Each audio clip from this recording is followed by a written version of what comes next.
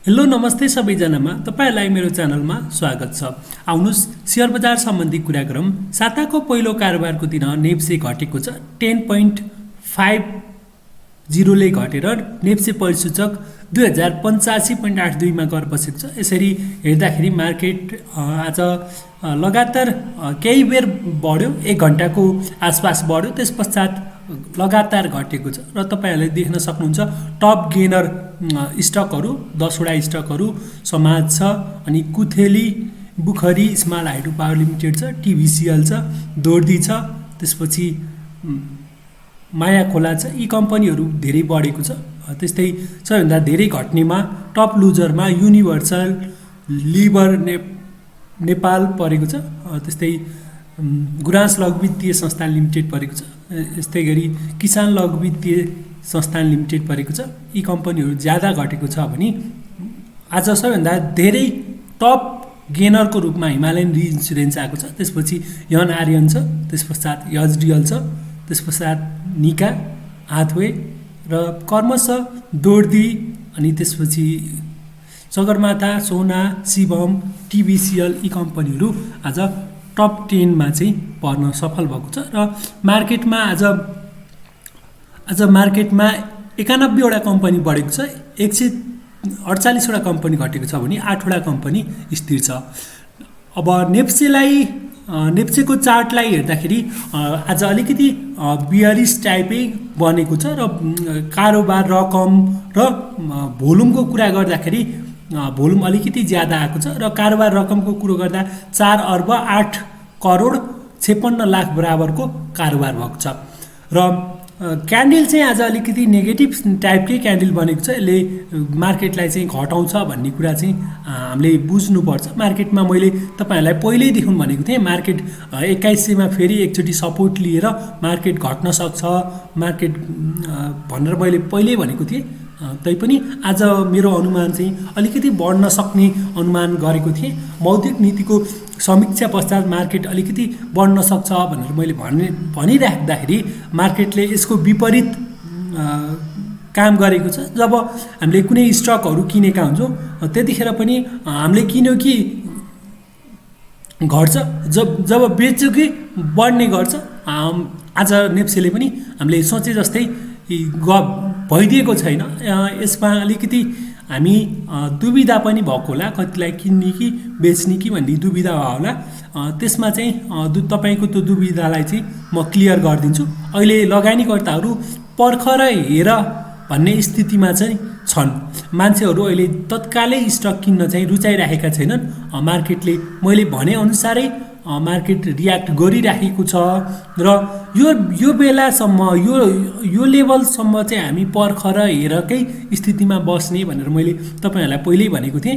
जब यो लेभललाई चाहिँ ब्रेक गर्छ, यसरी यहाँबाट ब्रेक गरेर माथि 4 दिन बस्छ, त्यस पश्चात हामी स्टक किन्न सकिन्छ, त्यसपछि किन्न सक्ने कुरा गरेको थिएँ। भने मार्केटमा अहिले यसरी मार्केट लगातार एउटा लोअर लो बनाउँदै गएको छ र अहिले पनि फेरि यसरी चाहिँ मार्केट यो लेभलमा चाहिँ झर्न सक्छ। यदि मार्केटमा आज भोलि हुने समीक्षा, मौद्रिक नीतिको समीक्षा चाहिँ अलिअलि लिक भएको हो कि भनेर पनि केही गन्ध पनि पाएको हुनसक्छ। अलि ठुला लगानीकर्ताले खासै परिवर्तन छैन जस्तो पनि लाग्न सक्छ। यसरी यो लेभलमा चाहिँ मार्केट आउन सक्छ। अलिकति बैंक वित्तीय संस्थाहरूमा चाहिँ अलिकति टाइटै छ र तिनीहरूको कारणले गर्दाखेरि यस्तो भएको। अहिले आत्तिहाल्नु पर्ने स्थितिमा छैन। मार्केट साइडवेजकै क्रममा छ। साइडवेजको क्रममा चाहिँ कमाउन चाहिँ अलिकति गाह्रो हुन्छ। जब हामी स्टक किन्छौँ त्यतिखेर घट्छ, जब बेच्छौँ तब बढ्छ। यो भएर यो बेला यो दुविधा सबैलाई हुन्छ। साना नयाँ लगानीकर्तादेखि लिएर ठुल्ठुला ट्रेडरहरूलाई पनि त्यस्तो भइराखेको हुन्छ र हामीले ट्रेन्डलाई चाहिँ फलो गर्नुपर्छ। साइडवेजमा अलिकति विचार पुर्याएरै किन्नुपर्छ। अब घटिहाल्यो भने पनि मार्केट थोरै सानसानो अङ्कले घट्न सक्छ। यो बिस्तारै हामीले आज चाहिँ कारोबार रकम अलिकति ज्यादा आएको कारणले गर्दाखेरि हामी अलि बजारलाई चाहिँ नेगेटिभै रूपमा चाहिँ लिन सकिन्छ। रकम बढ्नु अनि कारोबार रकम बढ्नु तर नेप्से घट्नु भनेको चाहिँ अलिकति राम्रो चाहिँ मानिदैन। नेप्सेमा केही इन्डिकेटरहरू लगाएर हेरौँ नेप्सेको अवस्था कस्तो छ त। केही इन्डिकेटरले के जनाउँछ भन्ने कुरा थोरै डिस्कसन गरिहालौँ। सुरुमा बुलिङ्गर ब्यान्ड लगाऊँ। बुलिङ्गर ब्यान्ड लगाएर हेर्दाखेरि मार्केट मिडल ब्यान्डबाट रिजेक्ट भएर तल आएको छ। यसले फेरि यहाँबाट फेरि पनि घट्न सुरु गर्यो भने 2045 को लेभलतिर मार्केट आउन सक्छ। त्यो भनेको 50-60 कै लेभलमा चाहिँ मार्केट फेरि पनि फर्कन सक्छ भनेर हामीले बुझ्नु पर्यो। म्याग्डी लाइन हेर्दाखेरि म्याग्डी लाइनले के गर्छ, के जनाइरहेको छ भन्दाखेरि स्टिल सेलिङ प्रेसरै छ। यहाँ चाहिँ सेलै भइरहेको छ। आज अलिकति तल बाङ्गिएर झरिरहेको छ, तर सेलरहरू चाहिँ इनेक्टिभै छन्। यहाँ चाहिँ बायरहरू चाहिँ अहिले बिस्तारै अब हाबी हुन सक्छन् भन्ने कुरा हामीले बुझ्न सकिन्छ र धेरै घटेको छ। त्यस्तै आरएसआईको कुरा गरौँ। आरएसआईको कुरा गर्दाखेरि आरएसआई पनि तलतिर लागेको छ। केही दिन माथि लाग्न लागेको आरएसआई आज फेरि तल लागेको छ। यसले फेरि डाउन ट्रेन्डमै मार्केट गएको चाहिँ देखाइरहेको छ। मार्केट डाउन ट्रेन्डमै गइराखे तापनि हामी चाहिँ आत्तिनु चाहिँ पर्दैन। मार्केट ठिकठाकै छ। अब मार्केटमा हामी पहिल्यै भनेको अनुसारै छ। मार्केटमा यी रेन्जहरूमा मार्केट नबस्दा जेलसम्म हामी चाहिँ डराउनु चाहिँ पर्दैन। यो लेभलबाट जसरी मैले तपाईँलाई हिजो अस्तिकै कुरा चाहिँ आज पनि रिपिट गरेको छु। किन भन्दाखेरि मार्केटमा त्यस्तो ठुलो हलचल भएको छैन। जुन दिन हुन्छ त्यो दिन चाहिँ हामी फेरि कुरा गरिहाल्नेछौँ। यो लेभलसम्म मार्केट घट्यो भने अब पहिला त यो सपोर्टलाई चाहिँ ब्रेकै गर्नुपर्छ। यो सपोर्टलाई ब्रेक गर्यो भने मार्केट तल्लो लेभलमा 2030 कै लेभलमा आउन सक्छ भनेर हामीले भनेको थियो। यो लेभलबाट रिजेक्ट भएर अब बिस्तारै मार्केट घट्यो भने यो तल्लो लेभलसम्म यहाँबाट घट्दै गरेर यसरी 2030 कै लेभलतिर आउन सक्ने चाहिँ हुनसक्छ। अब केही स्टकहरूको बारेमा कुरा गरौँ। आज सबैभन्दा धेरै कारोबार भएको एचआरएलको बारेमा चर्चा गरौँ। एचआरएल आज सबैभन्दा धेरै कारोबार भएको छ। अलिकति माथि गएर तल झरेको छ। मान्छेले अलिकति प्रफिट बुक गरेको पनि हुनसक्छ। थोरै किता हुँदाखेरि यसमा बोनस पनि थोरै आउँछ र यसको राइट सेयर पनि थोरै नै हुन्छ। त्यो भएर अलि बढेको बेलामा बेच्दिउँ अनि पछि किनौँ भन्ने मान्छेले अलिकति बेचेको हुनसक्छ। तत्कालै यो स्टकमा चाहिँ जानु चाहिँ उचित हुँदैन। हामी केही स्टकहरू हेरौँ। जस्तै हामी आज सोनाबाट सुरु गर्छु म। त्यस्तै सोनाको हामी स्टक हेर्नेछौँ। यसमा पनि केही इन्डिकेटरहरू लगाएर हेरौँ। त्यस पश्चात थाहा हुन्छ कि कुन अवस्थामा छ भन्ने कुरा हामीलाई थाहा हुन्छ। सोना मिडल ब्यान्डभन्दा तल छ। यो मिडल ब्यान्डभन्दा तल भएपछि हामी यसमा तत्कालै बाई गर्नु हुँदैन। यो चाहिँ डाउन ट्रेन्डमा छ। त्यस्तै शिवमको कुरा गरौँ। शिवम पनि 500बाट आज 500बाट घट्न नमानेको स्टक 500 भन्दा मुनि आएको छ। 498 आएको छ र यसको नाफामा चाहिँ गिरावट भएको कारणले गर्दा पनि बेचेको हुनसक्छ।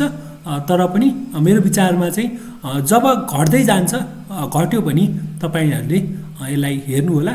कम्तीमा पनि 480 को लेभलतिर आयो भने त्यहाँबाट चाहिँ बल्ल बाई गर्नु होला। अहिले नत्र भने स्टिल वेट एन्ड वाचकै सिचुएसनमा बस्नु होला भनेर मैले तपाईँलाई भन्न चाहेँ। त्यस्तै घोराई सिमेन्ट इन्डस्ट्री हेरौँ। घोराई सिमेन्ट इन्डस्ट्री पनि डाउन ट्रेन्डमै छ। आज म्याग्डीमा चाहिँ के भएको छ, हिस्टोग्राम अलि ठुलो अलि चहकिलो बनेको छ। यसले स्टिल सेलरहरू हाबी छन् भन्ने कुरा यसले जनाउँछ। यसमा पनि अहिले तत्कालै जानु चाहिँ हुँदैन। त्यस्तै एनआरएम हेरौँ। एनआरएम पनि स्टिल डाउन ट्रेन्डमै छ। यो घट्दैछ। अहिले तत्काल यो कम्पनीमा जानु उचित हुँदैन भनेर चाहिँ बुझ्नु पर्यो। त्यस्तै निका छ। अब निका पनि घटिरहेको छ। अब कमर्सियल ब्याङ्कको नन पर्फर्मिङ लोनहरू यो अलिकति बढी आएको हुँदाखेरि रियाक्ट गरिराखेको छ, बढ्न खोजेको छ, तर सकिराखेको छैन। तत्कालै हामी यी कम्पनीहरूमा अहिले तत्कालै किन्नु चाहिँ उचित हुन्न जस्तो लाग्छ। एउटा बाई सेटअपको मुभमेन्ट आएपछि म तपाईँहरूलाई त्यतिखेर जानकारी दिनेछु। त्यस्तै छ। एमइएलको कुरा गरौँ। एमइएल पनि बढिराखेको छ। मिडल ब्यान्ड माथि यहाँबाट चाहिँ बाई सेटअप दिएको छ। यदि तपाईँहरूले रिस्क लिन चाहनुहुन्छ भने मात्र चाहिँ यस्ता कम्पनीहरूमा जाने हो, नत्र भने तत्कालै हेरेर बस्ने हो। जब मार्केटले 2200 भन्दा माथि चाहिँ कारोबार हुन्छ, 2230 को लेभलतिर कारोबार हुन्छ, त्यतिखेर चाहिँ किन्नुपर्छ। अहिले मार्केटमा चाहिँ हाइड्रो पावर सेक्टरहरूमा के भइरहेको छ भन्दाखेरि 500 भन्दा माथिका हाइड्रो पावर सेक्टरहरू बढिरहेको छ र मुनितिरका पनि बिस्तारै बढिरहेको छ। कुनै घट्ने बढ्ने भइरहँदाखेरि अलिकति गाह्रो हुनसक्छ। युएमआरएचलाई हेरौँ, जस्तै युएमआरएच हेरौँ, युनाइटेड मर्दी हाइड्रो पावर कम्पनी लिमिटेड छ। यो पनि आज अलिकति बढेर घटेको छ। यो मिडल ब्यान्डभन्दा माथि छ, ठिक छ। यस्तो अवस्थामा मार्केटमा चाहिँ र्याली आयो भने यी कम्पनीहरूमा जान सक्नुहुन्छ। त्यस्तै ऊर्जा हेरौँ, ऊर्जा कम्पनी छ। अब ऊर्जा पनि माथि चाहिँ छ, अप्पर ब्यान्डभन्दा माथि हुँदासम्म होल्ड गर्नुहोस्। स्टिल यसमा होल्डै गऱ्यो भने नाफा हुन्छ जस्तो छ। त्यस्तै अप्पर हेरौँ, upper Tamakoshi hydro power limited छ। Upper Tamakoshi hydro power limited अलिकति तल झरेको छ। यसमा तल झर्दाखेरि हामी यसमा खासै अहिले इन्ट्री चाहिँ हुँदैनौँ भनेर चाहिँ बुझ्नु पर्यो। यी कम्पनीहरूमा अहिले तत्कालै कुनै चाम छैन, धेरै किता भएको कारणले गर्दाखेरि यस्तो भएको र अहिले खासै हतार गर्नु चाहिँ हुँदैन जस्तो लाग्छ। टिबिसिएल पनि के भएको छ, यो यसमा चाहिँ एकदमै राम्रो माहौल आएको छ।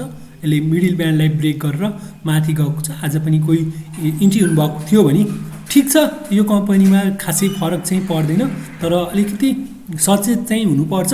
अब मान्छेले यसमा विभिन्न प्याटर्न लगाएर देखाएका छन्, यसरी डब्लु प्याटर्न बनेको छ, यो माथि जान सक्छ भन्ने हुनसक्छ। अब यो यसरी माथि गइहाल्यो भने पनि एक लेभलमा चाहिँ प्रफिट तपाईँलाई चाहिँ पुगेपछि यसमा चाहिँ प्रफिट बुक गर्नु होला। त्यस्तै विभिन्न कम्पनीहरू चाहिँ माथि चाहिँ गइरहेको छ। अब दोर्दी खोला जलविद्युत कम्पनी छ, यो पनि माथि गएको छ। तपाईँहरूले थाहा पाइसक्नु भएको छ। यसमा चाहिँ ब्रोकरले चाहिँ एकुमुलेसन गरिरहेको छ, त्यो भएको कारणले माथि गएको छ। जुन दिन त्यो ब्रोकरले सेलिङ दिन्छ त्यो दिन चाहिँ सेलिङ दिँदा हुन्छ। यसलाई स्टिल होल्डै गर्नुहोस्, यो माथि जान सक्छ। कम्तीमा पनि 600 को रेन्जतिर पुग्न सक्ने सम्भावना चाहिँ हुनसक्छ। जब ब्रोकरले उचाल्छ माथि जाने चान्स चाहिँ ज्यादा हुन्छ। त्यस्तै आज एउटा अभियान लघुवित्तीय संस्थान हेरौँ। लघुवित्तीय संस्थानमा चाहिँ अलिकति चेन्ज आउन सक्छ भनेर मैले भिडियो बनाएको थिएँ। स्टिल खासै कुनै चेन्ज भइरहेको छैन, नर्मलै ट्रेड भइरहेको छ। र अब केही मौद्रिक नीतिपछि केही चेन्ज भयो भने त्यस पश्चात चाहिँ यिनीहरूले गति लिन सक्छ। स्टिल छ भने होल्ड गर्नुहोस्, सस्तोमा चाहिँ स्टक फाल्ने काम चाहिँ नगर्नुहोला। अहिले टाइम लाग्छ। अहिलेको समय सिचुएसन भनेको जब तपाईँले किन्नुहुन्छ, मैले पहिल्यै भनेको छु, जब किन्नुहुन्छ घट्छ, जब तपाईँहरूले बेच्नुहुन्छ तब बढ्छ। त्यो भएको कारणले गर्दाखेरि साइडवेज मार्केटमा हामी खासै ट्रेडहरू नलिँदा चाहिँ राम्रो हुन्छ। इन्भेस्टमेन्ट गरिदियो, अलिकति केही समय कुर्यो भने पक्कै पनि नाफा हुन्छ। भिडियो अन्तिमसम्म हेरिदिनु भएकोमा तपाईँहरूलाई धेरै धेरै धन्यवाद छ। तपाईँ नयाँ हुनुहुन्छ भने हाम्रो च्यानलमा जोडिनु होला। हाम्रो च्यानलको नाम छ स्टक ट्विस्ट नेपाल। यसमा सब्सक्राइब गरी नेप्से सम्बन्धी विविध अपडेटहरू पाउन सक्नुहुन्छ भन्दै आजको यो भिडियोबाट बिदा हुन्छु। भिडियो अन्तिमसम्म हेर्नुभएकोमा तपाईँहरूलाई धेरै धेरै धन्यवाद।